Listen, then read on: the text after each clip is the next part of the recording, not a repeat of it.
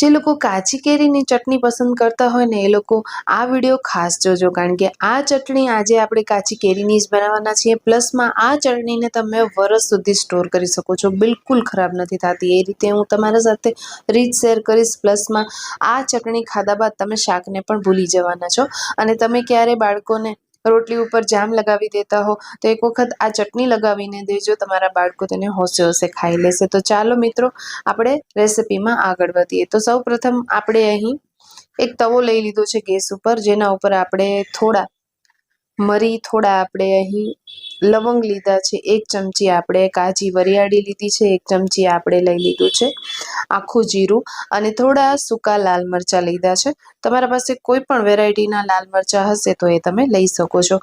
હવે આ બધું જ આપણે ધીમા ગેસની ફ્લેમ ઉપર શેકવાનું છે. જ્યાં સુધી ઘરમાં સારી એવી સુગંધ ના આવે ત્યાં સુધી ધીમી તાપ ઉપર આ બધું જ શેકી લેવાનું છે. તો ફ્રેન્ડ્સ, એકદમ ચટાકેદાર આ ચટણી બને છે. એક વખત તમે જરૂરથી બનાવજો આ સિઝનમાં, તમને બધાને ખૂબ જ પસંદ આવશે. પ્લસમાં આ ચટણીને તમે ફ્રીજમાં કે ફ્રીજ વગર પણ સ્ટોર કરી શકો છો, બિલકુલ તે ખરાબ નથી થતી. તો મિત્રો અહીં તમે જોઈ રહ્યા છો કે આ જે આખા મસાલા છે તેમનો કલર ચેન્જ થઈ ગયો છે. તો હવે આપણે ગેસની ફ્લેમને બંધ કરી દઈશું અને ત્યાર પછી આ જે મસાલો છે તેને થોડી વાર માટે 2 થી 3 મિનિટ માટે ઠંડુ કરી લઈશું. અને ત્યાર પછી મિક્સીના જારમાં ઉમેરી દઈશું, સ્વાદ મુજબ મીઠું ઉમેરી દઈશું અને થોડી ચપટી જેટલી આપણે હિંગ ઉમેરીશું. સાથે સાથે 1 ચમચી આપણે કે પછી 1.5 ચમચી અહીં આપણે લાલ મરચાંનો પાવડર ઉમેરી દેવાનો છે. તમારી ક્વોન્ટિટી વધારે હોય તો એ પ્રમાણે આપને મસાલો બનાવવાનો છે. તો અહીં આપણે બધું જ બારીક બારીક પીસી લીધું છે. તમે અહીં જોઈ રહ્યા છો કે સરસ એવું બધું મિક્સરના જારમાં પીસાઈ ગયું છે. તો તેને આપણે સાઈડમાં મૂકી દઈશું. અને હવે મેં અહીં લઈ લીધી છે તોતાપુરી કેરી, જેની ખટાશ થોડી ઓછી હોય છે. પરિણામે આ ચટણી ખાવાની ખૂબ મજા પડે છે. તો અન્ય કોઈ પણ તમે કેરી લઈ શકો, એવું નથી કે તમને આ ક્વોલિટીની જ કેરી લેવાની છે. તો ફ્રેન્ડ્સ, અહીં આપણે કેરીને ધોઈ લીધી છે એકદમ સ્વચ્છ પાણીથી. ત્યાર પછી આપણે તેની છાલ રિમૂવ કરવાની છે. તો અહીં આપણે બધી જ કેરીની છાલ કાઢી લીધી છે. હવે ફ્રેન્ડ્સ, આપણે આ કેરીમાંથી 2 ભાગ કરી લેવાના છે.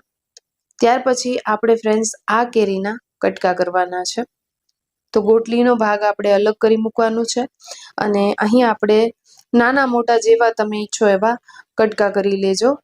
બહુ નાના નહીં કરો તો ચાલશે, કારણ કે આપણે તેને આગળ પ્રોસેસ જ કરવાની છે, મતલબ કે તેને પીસવાની છે. એટલા માટે રફલી તમે કટકા કરી શકો. હવે ફ્રેન્ડ્સ, આપણે તેના એકદમ બારીક બારીક કટકા કરવાના છે. તો તમે ચોપરમાં પણ કરી શકો, અને જો ચોપરમાં ન કરવું હોય તો મિક્સીનો જાર લઈ શકો, એનામાં પણ તમે એકદમ બારીક બારીક તેના કટકા કરી શકો છો, અથવા થોડું એવું ફાઇન પીસી નાખશો ને તો પણ ચાલશે. તો ફ્રેન્ડ્સ, અહીં મેં બધા જ કેરીના કટકા કરી લીધા છે. અને તોતાપુરી કેરીમાં એક પ્લસ પોઈન્ટ હોય છે કે તેની ગોટલીનો જે ભાગ હોય ને એકદમ પતલો આવે છે, જેથી કરીને કેરી વધારે પ્રમાણમાં નીકળે છે. તો અત્યારે મેં 1 જ નંગ જેટલી કેરી લીધી છે. હવે તેને મિક્સીના જારમાં પીસી લીધી છે. તો એકદમ તેની ફાઇન પેસ્ટ નથી કરી, મેં તેને એકદમ બારીક બારીક પીસી લીધી છે. તો તમે અહીં ચોપરનો ઉપયોગ કરી શકો, અને ચોપરમાં એકદમ ઝીણું ઝીણું જે આપણે સમારીએ ને એવું પણ તમે લઈને આ ચટણી બનાવી શકો છો. તો પણ સરસ એવી મજાની બને છે. હવે ફ્રેન્ડ્સ, આપણે કડાઈઓ લઈ લીધો છે અને કડાઈયામાં આપણે આ કેરીની પેસ્ટને ઉમેરી દેવાની છે.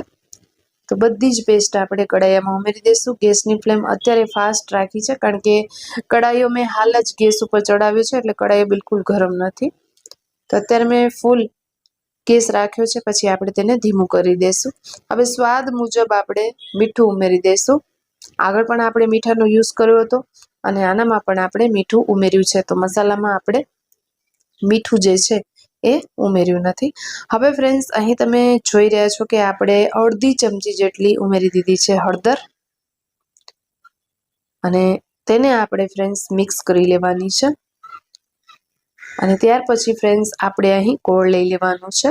તો કોઈ પણ ગોળ તમે અહીં ઉમેરી શકો. મેં અહીં દેશી ગોળનો ઉપયોગ કર્યો છે.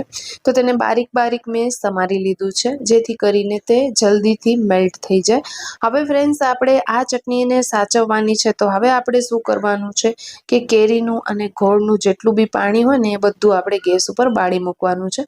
મતલબ કે આપણે આ જે અત્યારે તમે જોઈ રહ્યા છો કન્સિસ્ટન્સી એકદમ પતલી પતલી લાગી રહી છે. જેમ જેમ તમે તેને કૂક કરશો ને એટલે એ બધું ઘટ થતું જાય છે. એટલે આપમેળે પાણી જે છે એ બળી જશે કેરીનું અને આ ચટણીને તમે સ્ટોર કરી શકશો. તો અહીં તમે થોડી વાર બાદ આ વિડીયો જોઈ રહ્યા છો અને તમે અહીં જોઈ રહ્યા છો કે પહેલાં કરતાં કલર પણ સરસ એવો ચેન્જ થઈ ગયો છે. હવે ફ્રેન્ડ્સ અહીં તમે જોઈ રહ્યા છો કે તેનામાં બબલ્સ આવી રહ્યા છે અને લગભગ બધું જ પાણી બળી ગયું છે. તો એનો મતલબ એ કે આ ચટણીને આપણે સ્ટોર કરવી હોય તો આપણે કરી શકીએ છીએ, બિલકુલ તે ખરાબ નથી થતી. મતલબ કેરીનું જે પાણી હોય ગોળ નાખીએ ત્યારે પણ તેનું પાણી થાય છે. તો એ આપણે બધું બાળી મૂકવાનું છે, પછી જ આપણે તેને સ્ટોર કરવાની, જેથી કરીને તે બગડે નહીં. તો અહીં તમે જોઈ રહ્યા છો કે આ બધું સરસ એવું ઘાટું થઈ ગયું છે. તો હવે ફ્રેન્ડ્સ આપણે શું કરશું કે આપણે જે મસાલો બનાવીને રાખ્યો છે ને એ મસાલો અત્યારે આપણે એડ કરવાનો છે. તો ગેસની ફ્લેમ આપણી ધીમી જ રાખેલી છે, આપણે બંધ નથી કરી.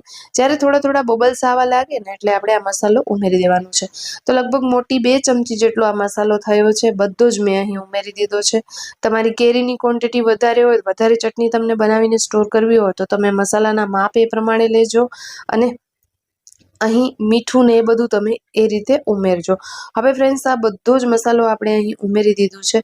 તો હવે એકદમ સરસ રીતે આ મસાલાને આપણે મિક્સ કરવાનું છે. 1 થી 2 મિનિટ માટે મિક્સ કરવાનું, પછી આપણે ગેસની ફ્લેમ બંધ કરી અને આ ચટણીને આપણે ઠંડી કરી લેશું.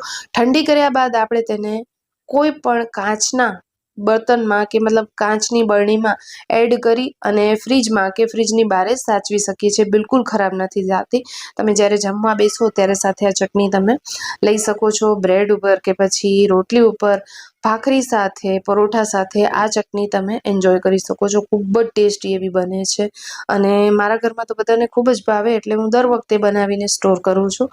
તો જ્યારે કેરી મળતી હોય ત્યારે અમે તાજી બનાવીને ખાઈએ અને જ્યારે કેરીની સિઝન જાય એટલે અમે સ્ટોર કરીએ.